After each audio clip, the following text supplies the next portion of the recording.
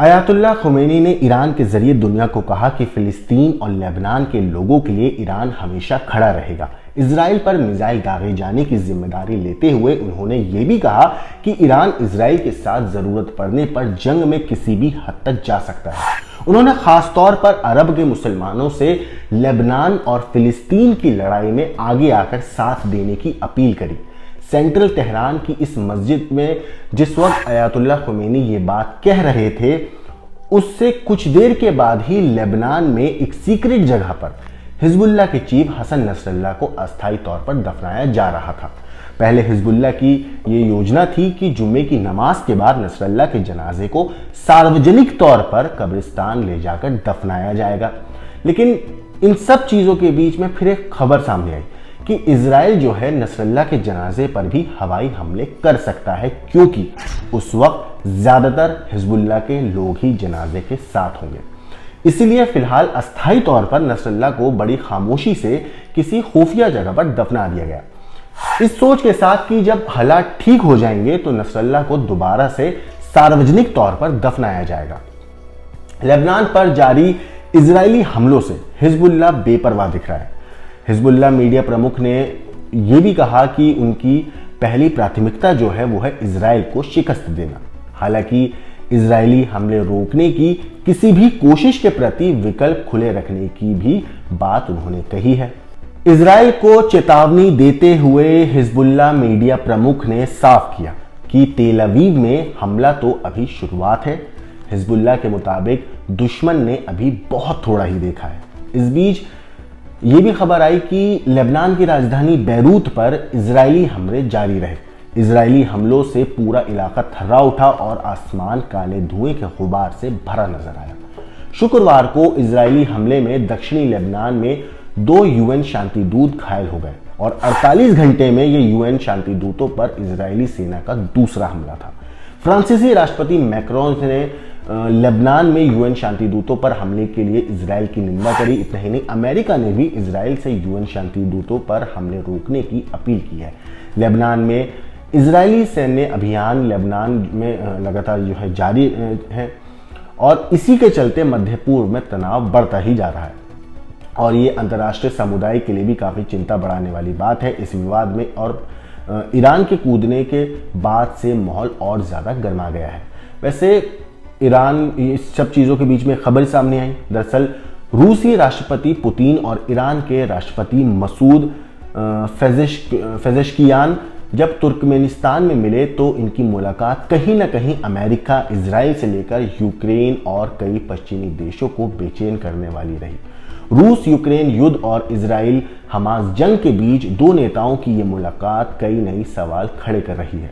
दरअसल यूक्रेन युद्ध में जहां ईरान पर रूस को हथियार मुहैया कराने का आरोप लगता रहा है, वहीं इजराइल के खिलाफ भी ईरान हमेशा से हिजबुल्लाह और हमास का समर्थन करता नजर आ रहा है। ऐसे में इस मुलाकात के दौरान ईरानी राष्ट्रपति पेजेश्कियान ने खुलकर अमेरिका और यूरोपीय देश का विरोध किया। उन्होंने कहा कि मध्य पूर्व में उठे विवाद की वजह ही अमेरिका और यूरोपियन देश हैं। वहीं रूस के राष्ट्रपति पुतिन ने भी इस मुलाकात के दौरान साफ कर दिया कि रूस इस वक्त ईरान के साथ अपने रिश्तों को प्राथमिकता दे रहा है। वैसे आपको बता दूं कि दोनों देशों पर लगे पश्चिमी प्रतिबंधों ने रूस ईरान को करीब लाने में एक अहम भूमिका निभाई है। अमेरिकी प्रतिबंधों के चलते ईरान को एक ऐसे ताकतवर देश की जरूरत है जो उन्हें हथियार की सप्लाई कर सके। वहीं यूक्रेन युद्ध के चलते अलग थलग पड़े रूस को ईरान के रूप में एक मजबूत सहयोगी मिला है। अमेरिका मध्य पूर्व में चल रहे युद्ध में खुलकर इजराइल का समर्थन कर रहा है। ऐसे में अगर रूस भी खुलकर ईरान के समर्थन में आता है तो ये खबर निश्चित तौर पर इजराइल के साथ साथ पश्चिमी देशों को परेशान करने वाली होगी। वैसे मिडिल ईस्ट में इस वक्त जो हालात हैं उसके बाद 3 सवालों ने दुनिया को खौफजदा कर दिया है। पहला सवाल, क्या सच में 5 अक्टूबर को ईरान ने न्यूक्लियर टेस्ट किया था? दूसरा सवाल, क्या ईरान परमाणु बम बनाने में कामयाब हो गया है? और तीसरा सवाल, क्या ईरान के पास परमाणु बम भी मौजूद है? ये सारी चीजें हैं जो अब मीडिया में बहुत ज्यादा सवालों की तरह लोग पूछ रहे हैं, लोग इस चीज़ पे बातें कर रहे हैं। दरअसल ईरान का सेमनान प्रांत एक रेगिस्तानी इलाका है जहां अचानक 5 अक्टूबर की शाम एक भूकंप आया। रिक्टर स्केल पर उस भूकंप की तीव्रता थी 4.6 दर्ज की गई थी और हैरानी इस बात पर थी कि उस इलाके में कभी भूकंप नहीं आता और बस इसी एक चीज ने पूरी दुनिया का ध्यान ईरान की तरफ घुमा दिया। क्या ये सचमुच एक भूकंप था या फिर ईरान का पहला न्यूक्लियर टेस्ट? ये शक और सवाल इसलिए भी पैदा हुए कि भूकंप के दौरान जिस तरह की लहरें जमीन में उठती हैं वैसी लहरें यहाँ नहीं उठी थी। यहाँ तक कि अमूमन भूकंप के बाद आने वाले आफ्टर शॉक भी नहीं आए। तो क्या सचमुच 5 अक्टूबर को ईरान ने न्यूक्लियर टेस्ट किया था? क्या ईरान परमाणु बम बनाने में कामयाब हो गया है? और क्या ईरान के पास परमाणु बम है? मिडिल ईस्ट में इस वक्त जो हालात हैं उसके बाद इस सवाल ने दुनिया को वाकई खौफजदा कर दिया है। हमेशा इजराइल के साथ खड़े रहने वाले अमेरिकी राष्ट्रपति जो बाइडेन और उसके बाद CIA डायरेक्टर विलियम बॉनर्स के बयान को भी दुनिया ईरान के परमाणु बम से जोड़कर देख रही है। बाइडेन ने इजरायली प्रधानमंत्री बेंजामिन नेतन्याहू को बाकायदा ये चेतावनी दे रखी है कि इजराइल ईरान पर बेशक हमला करे लेकिन वो ईरानी न्यूक्लियर फैसिलिटीज़ यानी कि न्यूक्लियर प्लांट पर बिल्कुल हमला ना करे। और अगर इजराइल ने ऐसा किया तो अमेरिका अगर ऐसा करता है तो ये साफ उन्होंने कर दिया है कि वो बिल्कुल भी इस चीज़ का सपोर्ट नहीं करेंगे। इतना ही नहीं, इजराइल को अमेरिका ने सावधान किया है कि वो ईरान के किसी भी न्यूक्लियर ठिकाने पर कोई हमला ना करे वरना पूरा मिडिल ईस्ट जंग की आग में झुलस जाएगा। असल में ईरान के अंदर कुल 9 ऐसे परमाणु ठिकाने हैं जिनको इजराइल हमला करके तबाह कर सकता है। तो चलिए आपको बताते हैं उन 9 परमाणु ठिकानों के बारे में। इस लिस्ट में सबसे पहला नाम है जो पहला परमाणु ठिकाना है ईरान का, वो है नतांज। ईरान की राजधानी तेहरान से करीब 300 किलोमीटर दूर दक्षिण में इस्फहान राज्य में नतांज स्थित है। दरअसल नतांज यूरेनियम को शुद्ध करने वाला ईरान का सबसे बड़ा परमाणु सेंटर है। यह परमाणु सेंटर जमीन के अंदर बंकरों में बनाया गया है। नतांज के इस परमाणु ठिकाने को पहले भी निशाना बनाने की कोशिश की जा चुकी है। दूसरा है फोर्डे एक पहाड़ी इलाका है। कहते हैं कि यहाँ पहाड़ी का एक हिस्सा काट कर उसके बीच ईरान ने अपने परमाणु ठिकाने बनाए हैं ताकि इजराइल की बमबारी से इस ठिकानों को कोई नुकसान ना पहुंचे।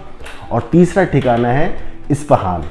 तेहरान के बाद इस्फहान ईरान का दूसरा सबसे बड़ा शहर है और इस शहर के बाहरी इलाके में भी ईरान का एक परमाणु ठिकाना है जहां यूरेनियम प्यूरिफाई करने के अलावा यूरेनियम मेटल बनाने की मशीनें भी हैं जो परमाणु बम के कोर को बनाने में इस्तेमाल होती हैं। चौथा परमाणु ठिकाना है खोंदाब में। ईरान के पास एक छोटा वाटर रिसर्चर रिएक्टर भी है जिसे पहले अराक कहा जाता था और अब इसे खोंदाब के नाम से जाना जाता है। वाटर रिएक्टर्स परमाणु प्रसार के लिए काम में लाए जाते हैं।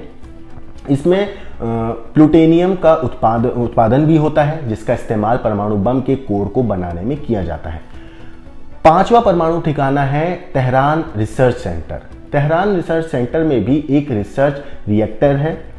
हालांकि इस सेंटर के बारे में ईरान यही बताता रहा है कि यहाँ पर कैंसर जैसी बीमारियों के इलाज के लिए परमाणु चिकित्सा संबंधित काम होता है। इस सेंटर में भी यूरेनियम का इस्तेमाल होता है। छठा परमाणु ठिकाना है बुशेहर। खाड़ी तट पर मौजूद ये ईरान का इकलौता परमाणु ऊर्जा यंत्र है जिसका इस्तेमाल बिजली बनाने के लिए किया जाता है। ये संयंत्र रूसी मदद और रूसी ईंधन से चलता है। सातवां अगर हम बात करें परमाणु ठिकाने के बारे में तो उसका नाम है करज। ईरान के हिसाब से इस सेंटर का इस्तेमाल कृषि और चिकित्सा के लिए किया जाता है और ये एक तरह का रिसर्च सेंटर है, लेकिन एक्सपर्ट्स की माने तो इस जगह का इस्तेमाल यूरेनियम को प्यूरिफाई करने के लिए सेंट्रीफ्यूज के उत्पादन के तौर पर भी करना इसका मुमकिन है। और आठवां परमाणु ठिकाना है रगहंद। रगहंद ईरान का वो इलाका है जहां यूरेनियम के खदान होने की बात कही जाती है। 2013 में ईरान ने यहाँ से कम गुणवत्ता वाले यूरेनियम अयस्क को निकालने का काम शुरू किया था। हालांकि एक्सपर्ट्स की माने तो इसे प्यूरिफाई कर शुद्ध यूरेनियम से बदला जा सकता है। और नौवां परमाणु ठिकाना है पाराचिन। ये ईरान का एक सैन्य अड्डा है जहां आम हथियारों और मिसाइलों का टेस्ट किया जाता है। हालांकि ये शक भी जताया जाता रहा है कि ईरान ने प्राचीन में परमाणु हथियारों में इस्तेमाल होने वाले विस्फोटक या ट्रिगर्स का भी परीक्षण किया है। ईरान के यही वो 9 परमाणु ठिकाने हैं जिन पर इजरायली हमले को लेकर दुनिया फिक्रमंद है। वैसे इस चिंता की 2 वजह हैं। पहली, अगर ईरान के पास सचमुच परमाणु बम नहीं है और इजराइल फिर भी परमाणु ठिकानों पर हमले करता है तो आगे चलकर ईरान अपने परमाणु कार्यक्रम को और जोर शोर से शुरू कर देगा। तब उसके पास दुनिया को सफाई देने की ज़रूरत नहीं होगी। वो दलील दे सकता है कि इजरायली हमले से बचने के लिए वो परमाणु बम बनाएगा। अगर ऐसा हुआ तो अरब देश संकट में आ जाएंगे, क्योंकि वो नहीं चाहते कि ईरान परमाणु संपन्न देश बने। ऐसा होने से खाड़ी में पावर का संतुलन बिगड़ जाएगा। दूसरा खतरा कहीं ज़्यादा बड़ा है और वो ये कि अगर ईरान के पास परमाणु बम है और इजराइल उसके परमाणु ठिकानों पर हमले करता है तो ईरान इसका जवाब भी परमाणु हमले से ही दे सकता है, जो बेहद घातक होगा। और यही वो बात है जिसने दुनिया को डरा रखा है। इसलिए इजराइल का सबसे अजीज दोस्त कहने वाले अमेरिका तक ने नेतन्याहू को ये समझाने में पूरी अपनी ताकत झोंक दी है कि वो ये गलती ना करें कि ईरान के परमाणु ठिकानों पर हमला करें। इस पूरी चीज के ऊपर आपकी जो भी राय हमें कमेंट करके जरूर बताइएगा। बाकी देश और दुनिया की क्राइम की खबरों के लिए देखते रहिए क्राइम तक।